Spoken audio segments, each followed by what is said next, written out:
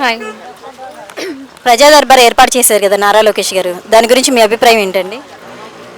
ఇది అందరికీ చాలా ఉపయోగమైన ప్రోగ్రామ్ అండి.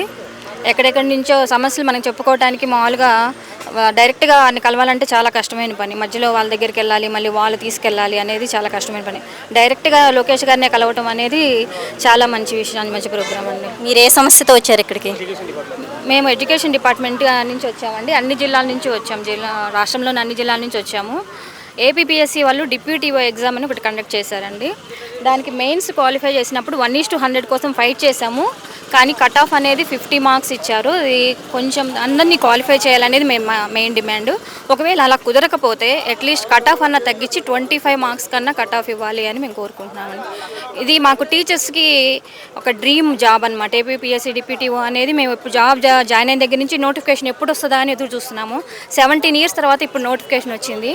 కానీ నోటిఫికేషన్ వచ్చిన తర్వాత కూడా మేము ఈ కట్ ఆఫ్ ఎక్కువగా ఉండటం వల్ల చాలామంది qualify కాలేకపోయాము.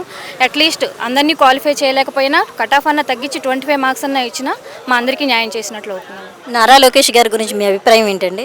He's a good leader అండి, and energetic and young leader. కాబట్టి రాష్ట్రము అండ్ మొత్తం ఎడ్యుకేషన్ డిపార్ట్మెంట్ కూడా ఒక చేంజ్ వస్తుందని ఆశిస్తున్నామండి. అమరావతి ఫ్యూచర్లో ఇక్కడ ఎలా ఉండబోతుందంటారు? కంప్లీట్లీ చేంజ్ అవుతుందండి, కాకపోతే కొంచెం టైం పడుతుంది ఇప్పుడే. కాబట్టి చాలా చేంజెస్ చేయాల్సింది ఉంది, కానీ కంప్లీట్ చేంజ్ వస్తుందన్న నమ్మకం అయితే మాకుంది. Okay, thank you. Thank you.